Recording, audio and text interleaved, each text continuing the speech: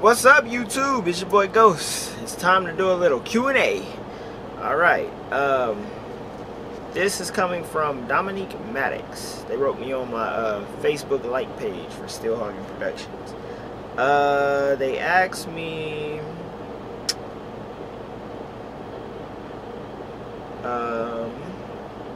I guess my question to you would be, when you decided to buy your own truck, did you haul for a company or did you get your own authority? Alright, Dominique, check this out.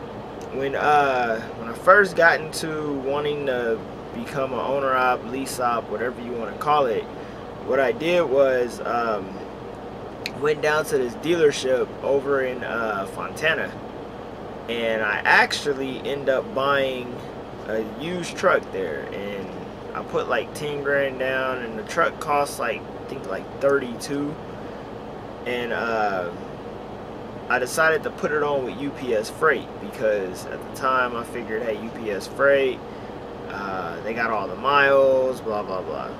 But the thing is, it was like I got on with UPS Freight, and I got on with another dude who was basically coaching me through it, and he didn't really tell me the ins and outs. He didn't really give me an idea of what I was getting myself into. And then he was like, oh well, now that you have the extra money, let's go get another truck. So what did I do? Listening to it, seeing oh, these big numbers, went out and bought another truck. Didn't realize about maintenance and how much that costs when stuff breaks down. So I ended up spending a whole lot of money that I really didn't have. I mean, I had it, but I didn't have it to spend like that on maintenance and repairs and a bunch of other stupid stuff. So, and also finding a team, what do you call it? A team to run that truck, and it was interesting. Can't really call it a disaster, but it was a learning lesson, or a lesson learned. So what did I do? I decided to jump on and do this whole lease purchase, because I'm like, hey, everybody's talking so down about it. Let me jump on this lease purchase and really see what it's about. So I mean, I went lease purchase, sold those trucks, took that money and saved it. And to make a long story short, I guess to answer your question is, I basically leased my truck on to companies. I didn't run my own authority, which I'm looking into running your own authority and the ins and outs of it. But I mean, I learned from previous experiences buying 2 trucks and financing them to really do your homework before you decide to jump up and do something like that. The same with leasing. I mean, leasing isn't as bad as everybody says it is. Don't believe all the negativity that comes with it, because it's a bunch of BS. I mean, most people in truck stops that sit up there and down it, 9 times out of 10 never decided to do a lease, never wanted to, because they heard the next man down on it too, or they did the lease and they failed at it.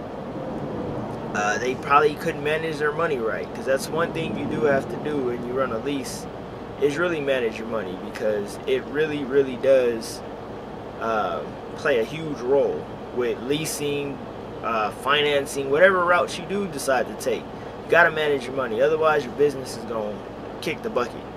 Which there's a lot of salty people in truck stops that will down you, call you what was some guy called me, a glorified company driver.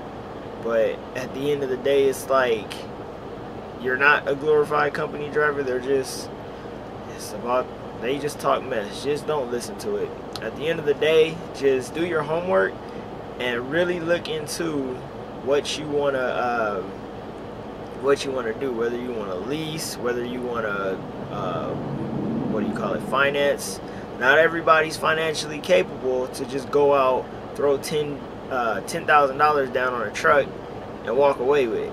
So I mean, leasing does help. Leasing is for some people. Like, I know certain people that are in California right now, they got this whole emission stuff. It's another reason why I had to get rid of my trucks. It's all this emission stuff, and me being a resident of California, you gotta be compliant with it. Not everybody has $100,000 to go out and buy a brand new truck. So sometimes leasing ain't that bad. So I mean, it all depends on what company you go to, or if you decide to go to these outside companies that lease. It all depends on basically how the contract is written and what you can and can't actually do with your lease. So, I mean, leasing is not bad. It's not as bad as everybody says it is. I've been doing it since August. I can't complain. I got a high truck note, but I mean, that doesn't make a difference at the end of the day. My truck has a warranty. Anything that goes wrong with it engine wise, I take it to the Freightliner, they fix it, and boom, I'm back on the road again. But the thing is, all about planning and how much money you got saved. So if you really want to become, I guess, get into the leasing, that's my best advice to you, is to go that route. Like, plan and save, and talk to people that's gonna give you the real and not a bunch of fake. Because there's a lot of people out there that'll tell you things, but it's like, won't nobody show you nothing. Won't nobody really tell you what's really going on with the lease program or anything like that. So, I mean, just talk to the right people. And don't listen to all these naysayers that are in truck stops and everywhere else, because, I mean, they want to see your demise at the end of the day. So, I hope that answered your question. My bad for taking so long to respond back. I couldn't get on Facebook for a minute because I got blocked because of some BS. But I mean, all that squared away. And yeah, if anybody else has any questions, hit me up. I'll post a video. If I don't get back to you, I'm about to basically answer a bunch of more questions after I make this video. So, I mean, love, peace, prosperity. It's your boy Ghost. Hope this helps you out, Dominique. And yeah, I will talk to you later.